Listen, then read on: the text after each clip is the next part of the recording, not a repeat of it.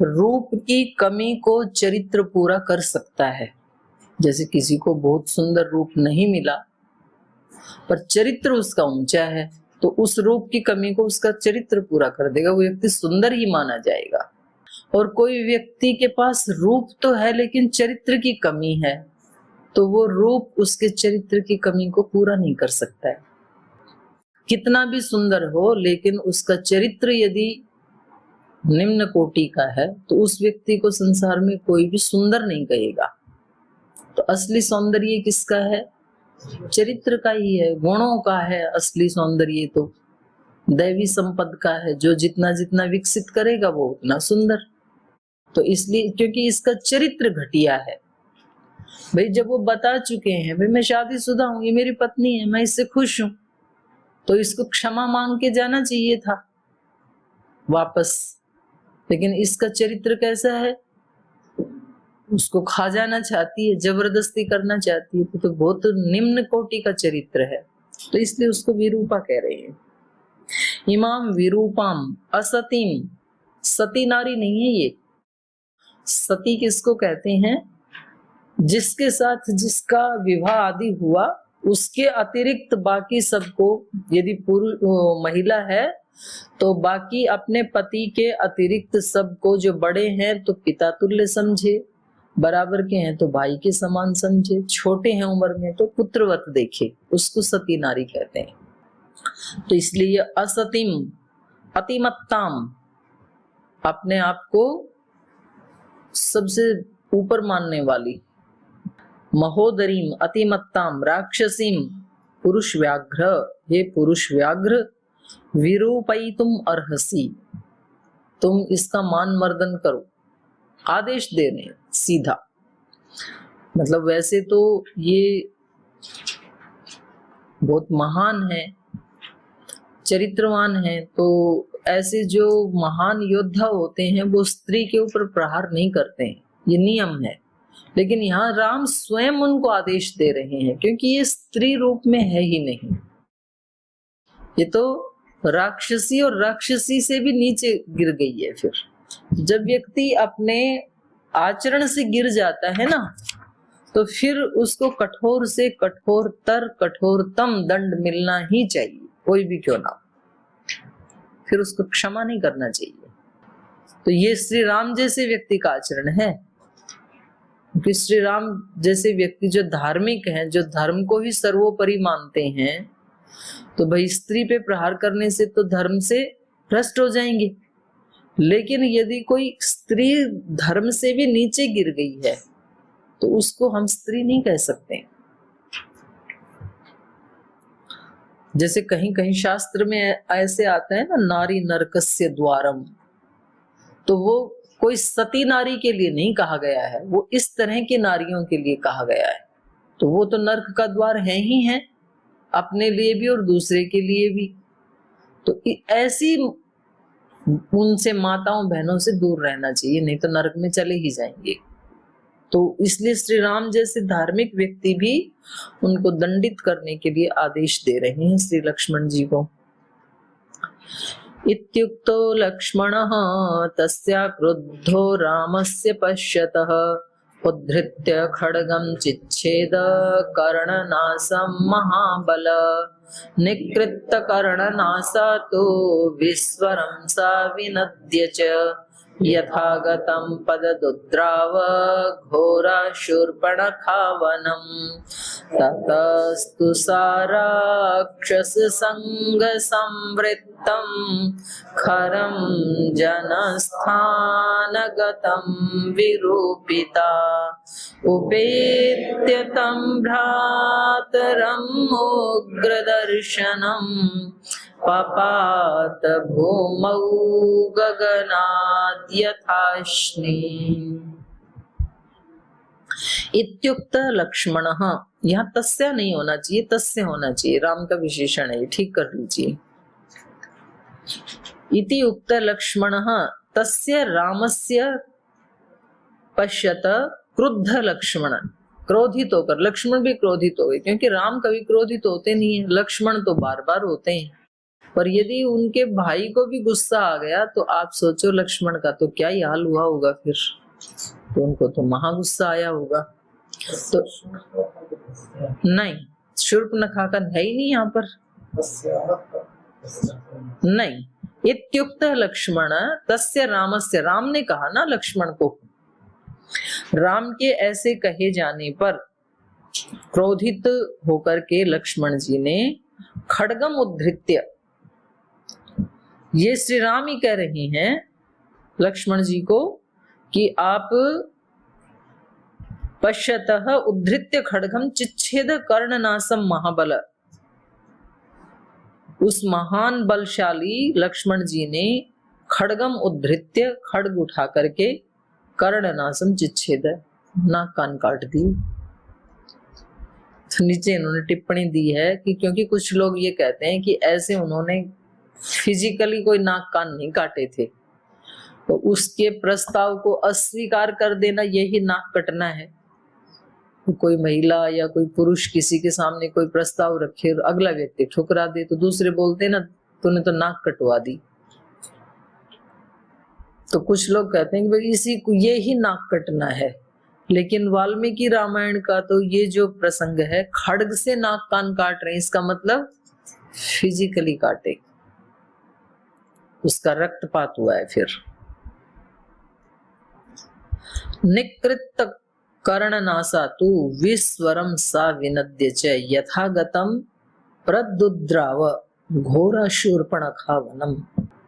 निकृत कर्णनासा तु, नाक और कान कट जाने पर, सा विस्वरम, विनद्य मतलब बहुत ऊंचे स्वर में, विनद्य चीत्कार करते हुए, चिल्लाते हुए, यथागतम प्रद्युद्राव, जिधर से आई थी उधर ही, घोरा प्रद्युद्राव, घोर उस अरण्य में दौड़ गई वो।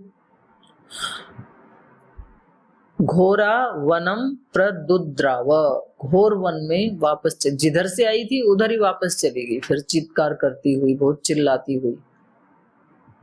तो कम से कम उसको मारा नहीं, केवल थोड़ा सा दंड दे करके उसको भगा दिया।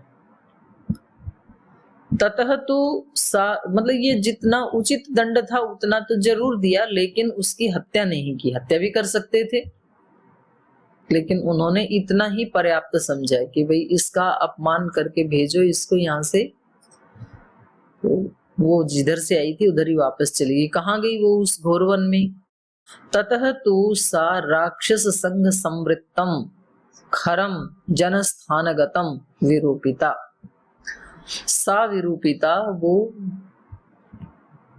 विरूपिता जिसका रूप क्षत विक्षत हो गया, ऐसी शूर्पणखा खरम जन स्थानगतम, जहाँ खर रह रहा था उस स्थान को चली। खर उसका भाई है, खर और दूषण दो भाई थे ना। और वहां पर राक्षस संघ संवृत्तम, उसको उसके साथ और भी राक्षसों का एक ग्रुप है, इकट्ठे हैं। तो खर के साथ जो दूसरे राक्षस लोग, उनका एक पूरा जो ग्रुप संघ संवृत्त, जहां पर जिस जन स्थान में था उस जन स्थान में दौड़ करके गई, अपने भाई के पास गई वो। उपेत्य तम भ्रातरम उग्र दर्शनम, और भाई भी कैसे हैं? उग्र दर्शन वाले, जिनका दर्शन ही भयानक है क्योंकि राक्षस हैं। तो अपने उस उग्र दर्शन भाई के सामने उनको प्राप्त करके भूमौ पपात, जमीन पे गिर गई, जाकर के अपने भाई और उस पूरे ग्रुप के सामने जमीन पे गिर गई। कैसे गिर गई? गगनात यथा अश्निहि, जैसे कि गगन से बिजली गिरी हो। तो इसका मतलब लंबी चौड़ी होगी। जब अपने भाई के पास गई तो अपना राक्षसी रूप धारण किया होगा। तो जैसे बिजली गिरने पर भयानक शब्द होता है, तो ऐसे उसके गिरने से भयानक शब्द हुआ। तो आगे त्रयोदश सर्ग में अब खर का आक्रोश और श्री राम पे आक्रमण करने का आदेश, इसको हम पढ़ेंगे। ताम तथा पतिताम दृष्ट्वा विरूपाम शोणितोक्षिताम भगिनीं क्रोध संतप्तः खरः पप्रेच्छ राक्षसः उत्तिष्ठ तावदाख्यायी प्रमोहं जहि संभ्रमं व्याख्यातमाख्यायिकेन त्वमेवं रूपा विरूपिता। ताम तथा पतिताम दृष्ट्वा, ऐसे उसको सामने गिरी हुई देख करके, शोणितोक्षिताम और रक्त से लथपथ, तो इससे भी पता लग रहा है कि फिजिकली तलवार चलाई है, उसको सचमुच ही नाक और कान को काटा है। तो शोणित से जो लथपथ है, ऐसी भगिनीम, ऐसी भगनी को, बहन को देख करके क्रोध संतप्तः खरः, वो क्रोध से जल उठे, संतप्त हो गए, और उन्होंने, राक्षस ने पप्रच्छ, अपनी बहन से पूछा कि ये सब किसने किया, आपकी हालत। उत्तिष्ठ तावत आख्याहि, उठो और बताओ मुझे। प्रमोहम जहि संभ्रमम, मोह को छोड़ करके, माने घबराहट को छोड़ करके, और संभ्रमम, भ्रम को छोड़ करके, भय को छोड़ करके, तो निसंकोच होकर के, और आप मेरे को बताओ। आख्याहि व्यक्तम आख्याहि केन त्वम एवं रूपा विरूपिता, स्पष्ट रूप से बताओ मुझे किसने तुम्हारी ये हालत की है। क्योंकि ये इन्होंने तो कभी सोचा ही नहीं ना, राक्षसों का राज्य है तो कोई राक्षस तो ऐसा कर नहीं सकता है। देवता ऋषि सब इन्होंने अपनी जेल में बंद कर रखे हैं, और मनुष्य तो बेचारा क्या ही हिम्मत करेगा। तो ऐसा हो कौन सकता है जिन्होंने हमारे ही फील्ड में आकर, हमारे ही घर में आकर हमारी ही बहन की ये हालत की हो, तो ये दुस्साहस किसने किया, ऐसा इन्होंने पूछा। तो जब आदमी अपने शील आचरण से गिरता है ना, तो अपने ही घर में भी मारा जाता है, फिर कोई भी कवच, कोई भी राज्य, कोई भी परिधि रक्षा नहीं कर पाती है। आदमी कहाँ सुरक्षित है? धर्म के कवच में ही। कवच अभेद विप्र गुरु पूजा। अभेद कवच कौन सा है? विप्र गुरु पूजा। विप्रों की, विप्र मतलब जो बुद्धिमान है, जो योगी हैं, तपस्वी हैं, और जो अपने गुरुजन हैं, तो गुरु कहने से माता पिता, अपने बड़े बुजुर्ग सब आ गए ना, उनकी आज्ञा से जो बाहर निकल गया, तो अब ये व्यक्ति सुरक्षित नहीं है, कवच नहीं है अब इसके पास। श्री राम लक्ष्मण जंगल में रहते हुए भी कवच से युक्त हैं, उनके पास है ये कवच। लेकिन इनका अपना घर होते हुए भी, इतना समृद्धि होते हुए भी, इतनी सेना होते हुए भी ये सुरक्षित नहीं है, तो वहां भी मारे ही जाएंगे, अपने घर में भी। तो है ना, ये अच्छा श्लोक है ना। कह कृष्ण सर्पमासीनम आसी विषम मनागसम तुदत्यभिसमापन्नम मंगुल्यग्रेण लीलया। कह कालपाशमासृज्य कंठे मोहान्न बुध्यते यस्त्वामद्य समासाद्य पीतवान् विषमोत्तमम्। इति भ्रातुर्वचः श्रुत्वा क्रुद्धस्य च विशेषतः ततः शूर्पणखा वाक्यं सवास्वमिदमब्रवीत्। तरुणौ रूपसम्पन्नौ सुकुमारौ महाबलौ पुण्डरीकविशालाक्षौ चिरकृष्णाजिनाम्बरौ फलमूलाशनौ दान्तौ तापसौ धर्मचारिणौ पुत्रौ दशरथस्यास्तां भ्रातरौ रामलक्ष्मणौ गन्धर्वराजप्रतिमौ पार्थिवव्यञ्जन अन्वितौ देवौ वा मानुषौ वातौ न तर्कयितुम् उत्सहे। तरुणी रूपसम्पन्ना सर्वाभरणभूषिता दृष्टा तत्र मया नारी तयोर्मध्ये सुमध्यमा। तो खर पूछ रहे हैं उनसे, कह ऐसा कौन है इस जंगल में जो कृष्ण सर्पम आसीनम आसीविषम अनागसम, जिसने इस काले नाग को, कृष्ण सर्पम, काला नाग अपने आप को कह रहा है खर, कौन ऐसा दुस्साहस कर सकता है जिसने काले नाग को तुदति अभिसंपन्नम, जो अभिसमापन्न, सॉरी, अभिसमापन्नम, जो कुंडली मार के बैठा हुआ था। और वो कैसा है? कृष्ण सर्पम आसीनम, बैठा हुआ है, अभिसमापन्नम, कुंडली मार करके, आशी विषम, जिसका बहुत घोर विष है, और अनागसम, जिसने कोई अपराध नहीं किया। वो तो चुपचाप अपनी कुंडली मार के बैठा है, कोई काला नाग, उसने किसी का कोई अपराध नहीं किया। ऐसे काले नाग को, कुंडली मारकर बैठे हुए निरपराध काले नाग को किस व्यक्ति ने कह अंगुल्यग्रेण लीलया तुदती, किस व्यक्ति ने लीला, क्रीड़ा में, खेल में अपनी उंगली के अग्रभाग से उसको छेड़ने की कोशिश की है। मतलब मैं तो काला नाग हूं, ऐसे कह रहे हैं खर, और हम आराम से कुंडली मार के बैठे हैं, हमने किसी का अपराध नहीं किया। और विष कैसा है? आशी विषम, बहुत घनघोर विष वाले, हलाहल विष वाले इस काले नाग को क्रीड़ा में अपनी अंगुली से छेड़ने की कोशिश किसने की है? किसने ये दुस्साहस किया है? कह काल पाशम आसज्य कंठे मोहा न बुध्यते, ऐसा कौन मूर्ख है जिसने मूर्खता के कारण काल पाशम कंठे आसज्य, काल के पाश को कंठ में डाल करके, मोहान न बुध्यते, उसको ये पता नहीं है कि ये काल पाश गले में डाल लिया और ये मेरे गले को बंद कर देगा, मार देगा मेरे को। तो ये मूर्खता किसने की है? यस त्वाम अद्या समासाद्य, कौन है वो व्यक्ति जिसने आज तुझ जैसी बहन को प्राप्त करके और ये हालत बना करके, प्राप्त करने के बाद तो तेरा सम्मान करना चाहिए था, लेकिन उन्होंने तेरा ये जो अपमान किया है, तो उन्होंने उत्तमम विषम पीतमान, उत्तम विष को पिया है। तो देखो, विष में भी उत्तम, मध्यम और निम्न होते हैं। उत्तम कोटि का विष कौन सा? जो पीते ही मर जाए या हाथ पे रखते ही मर जाए, वो उत्तम कोटि का। जो खा करके भी ना मरे, आदमी बच जाए ये न के न प्रकार है, तो वो विष कैसा? वो निम्न कोटि का।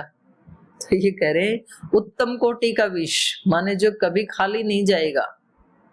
तो कुछ ऐसे सर्प होते हैं, फुकार से भी विष उगलते हैं वो, तो वो हवा भी लग जाए ना किसी को, तो वो हो जाता है, उनको लकवा आदि आ जाता है, पोलियो आदि आ जाता है। कुछ लोग तो कहते हैं कि किसी व्यक्ति को जैसे वो लग जाता है ना, पैरालिसिस होता है, तो किसी विषैले सांप ने फूंकार मारी और वो विषैली हवा यदि बहते हुए उस व्यक्ति को आकर के टच कर जाए तो उसको विकलांगता हो जाती है, ऐसे कुछ लोग बताते हैं। तो ये कह रहे हैं ऐसा कौन है जिसने ये हलाहल विष पिया है आज तुम्हारी ये हालत करके, क्योंकि वो पी लिया तो मरेगा वो व्यक्ति, अर्थात जिंदा नहीं रहेगा। जिसने भी आपकी ये हालत की है वो व्यक्ति सुनिश्चित रूप से मरने ही वाला है। इति भ्रातु वचः श्रुत्वा क्रुद्धस्य च विशेषतः, तो ऐसे क्रुद्धस्य, विशेषतः क्रुद्धस्य भ्रातु वचः श्रुत्वा, क्योंकि इनके भाई भी विशेष रूप से क्रुद्ध हो गए। जैसे वहां श्री राम विशेष रूप से क्रुद्ध हुए, ऐसे यहाँ पर खर भी विशेष रूप से क्रुद्ध हो गए कि हमारा क्षेत्र और हमारी बहन के साथ ऐसा व्यवहार किसने किया। तो अपने भाई को इस प्रकार से क्रोधित अवस्था के वचनों को सुन करके, ततः शूर्पणखा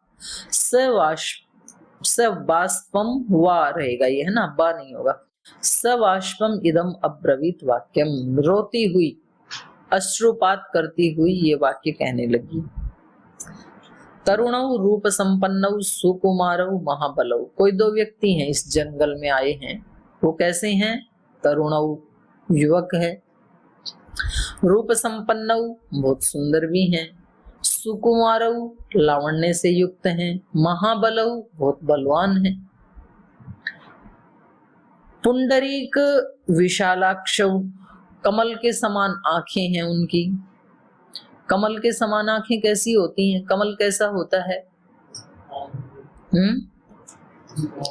बड़ा होता है, बड़ा भी होता है। और कमल की विशेषता यह है कि उसको कीचड़ टच नहीं करता है, गंदगी टच नहीं करती है। कीचड़ में पैदा तो होता है लेकिन कीचड़ उसको टच नहीं करता, उसकी नाल बढ़ जाती है। कीचड़ को बढ़ाएंगे यदि हम पानी को डालेंगे तो वो ऊपर उठ जाएगा। तो जो महापुरुष होते हैं उनकी दृष्टि कैसी होती है? निर्दोष दृष्टि होती है। उनकी दृष्टि को कभी कीचड़ छू नहीं पाता है, गंदगी छू नहीं पाती है। हर व्यक्ति की अलग दृष्टि होती है। कहने के लिए तो सबकी आंखें भगवान ने एक जैसी बनाई हैं, एक ही जैसी हैं, लेकिन उन आंखों में बसने वाली दृष्टि सबकी अलग अलग। भक्त की दृष्टि भक्ति से युक्त होती है, भोगी की दृष्टि भोग से युक्त होती है, योगी की दृष्टि योग युक्त होती है। ऐसे सबकी दृष्टि अलग अलग होती है। बच्चे की दृष्टि अलग होती है, क्रोध से युक्त व्यक्ति की दृष्टि अलग होती है, लोभी व्यक्ति की दृष्टि अलग होती है, मोही व्यक्ति की दृष्टि अलग होती है, चोर व्यक्ति की दृष्टि अलग होती है, दुराचारी व्यभिचारी की दृष्टि अलग होती है, सात्विक चरित्रवान व्यक्ति की दृष्टि बिल्कुल अलग होती है। तो बिल्कुल अलग अलग दृष्टि होती है। और एक ही व्यक्ति की अलग अलग स्थानों पे अलग अलग दृष्टि होती है।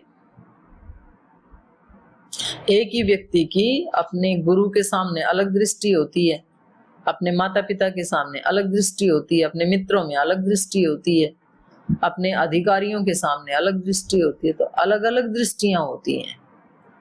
तो यहाँ श्री राम की दृष्टि कैसी है? कमल जैसी, जो कभी दोष युक्त हो ही नहीं सकती, निर्दोष दृष्टि है।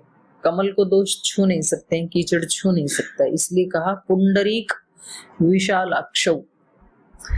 पुंडरीक के समान विशाल आंखें हैं उन दोनों की। तो विशालता का भी प्रतीक है और निर्दोषता का भी।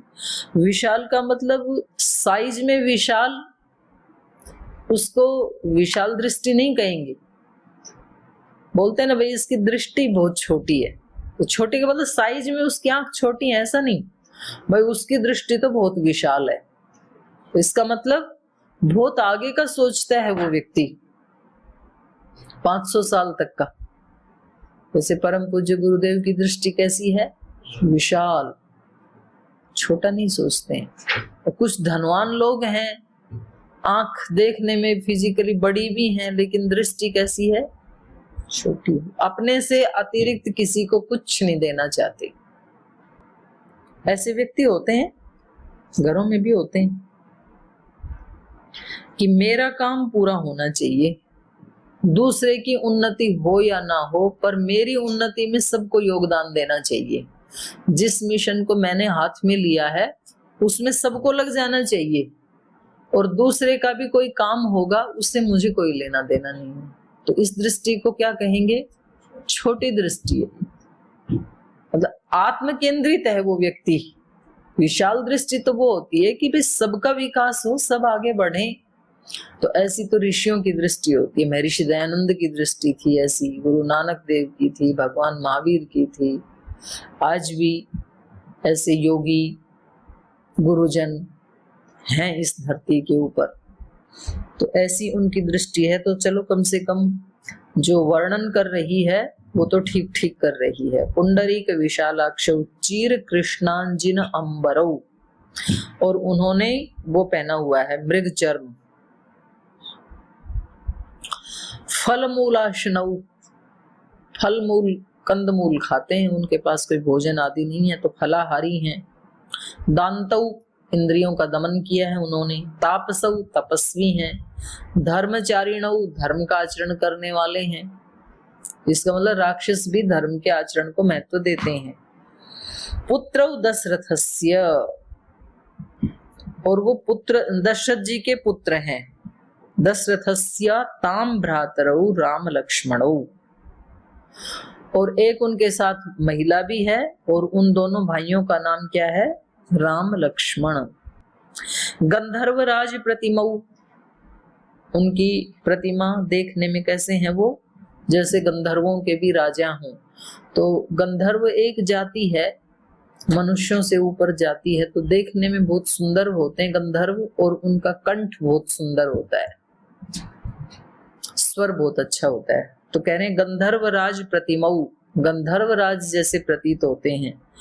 पार्थिव व्यंजन अन्वितौ, पृथ्वी के जो पति हैं, स्वामी हैं, उनको कहते हैं पार्थिव, पृथ्वी के अर्थात राजा, पृथ्वी के स्वामी। पार्थिव व्यंजन अन्वितौ, राज लक्षणों से युक्त हैं, तो किसी राजा के पुत्र हो ऐसा प्रतीत होता है, ऐसे लक्षण हैं उनके। देवौवा मानसौवा, वो देव हैं या मनुष्य हैं मुझे नहीं पता। देवौवा मानसौवा तौ न तर्कयितुम उत्सहे, मैं इस बारे में पक्का कह नहीं सकती हूँ, तर्क नहीं कर सकती हूँ कि वो कोई देवता हैं या मनुष्य हैं, पर हैं ऐसे दो। तरुणी रूप संपन्ना, यहाँ ठीक बता रही है अपने भाई के सामने जाके, वहां तो क्योंकि उसको प्राप्त करना था श्री राम को, तो इसलिए दोष देख रही थी सीता माता में। यहाँ सीता माता का सही सही वर्णन कर रही है। कैसी है उनके साथ तरुणी? रूप संपन्ना, बहुत रूप से संपन्न एक तरुणी उनके साथ है। सर्वाभरण भूषिता, सब आभूषण आदि से अलंकृत है। दृष्टा तत्र मया नारी तयो मध्य सुमध्यमा, तो ऐसे दो भाई हैं, एक उनके साथ में कोई महिला है, उन्होंने मेरी ये हालत की है। तो इसको सुन करके अब खर क्या एक्शन लेंगे ये हम कल पढ़ेंगे। आज यही विराम देते हैं।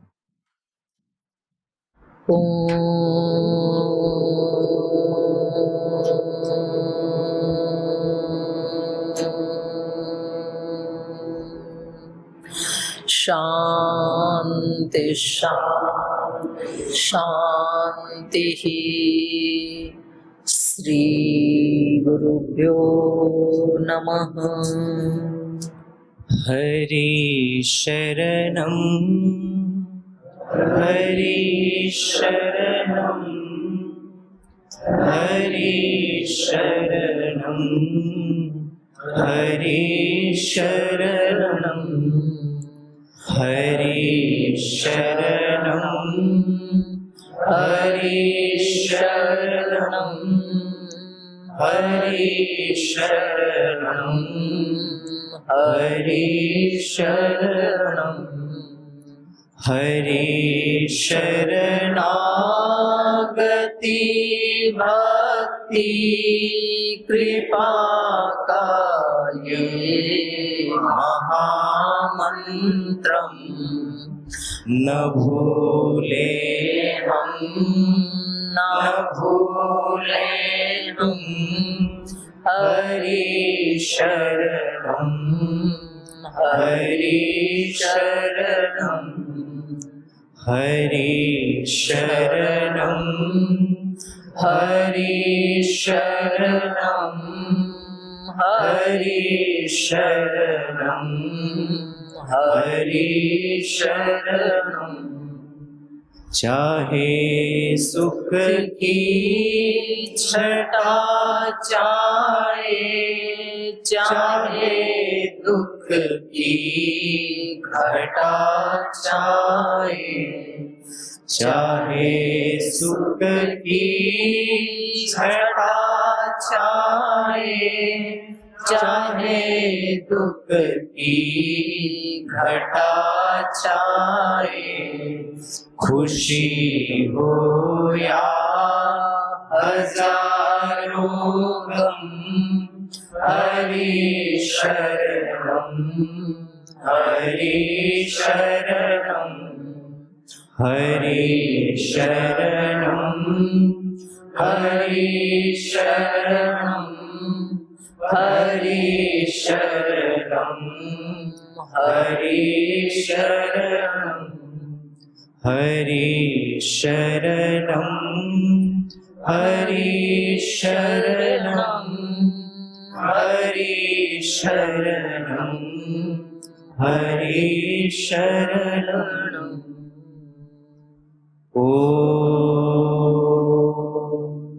श्री गुरुभ्यो नमः।